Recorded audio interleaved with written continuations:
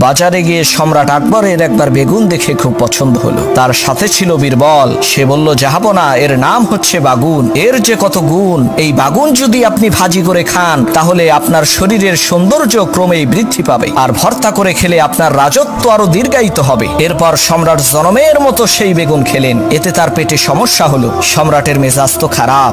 বীরবল বলল, জাহাপনা, আপনার মন খারাপ কেন? সম্রাট বলে, আরে বেটা, তুমি কি তরকারি খাওয়াইলা, পেটের ব্যথায় অস্থির হয়ে গেছি। বীরবল বলে, জাহাপনা, ওইটা কোনো তরকারি হইল নাকি? ওর নাম তো বেগুন, ওর তো কোনো গুণই নাই, আছে শুধু চুলকানি।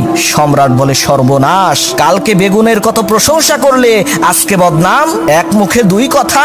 বীরবল বলে, জাহাপনা, কিছু মনে করবেন না, আমি তো আর বেগুনের চাকরি করি না, আমি করি জাহাপনার চাকরি। আপনি গতকালকে বেগুনকে ভালো বলেছেন, তাই আমিও ভালো বলেছি। আজকে আপনি খারাপ বলছেন, আমি কি ওই খারাপ জিনিসকে ভালো বলে কল্লা হারাবো নাকি?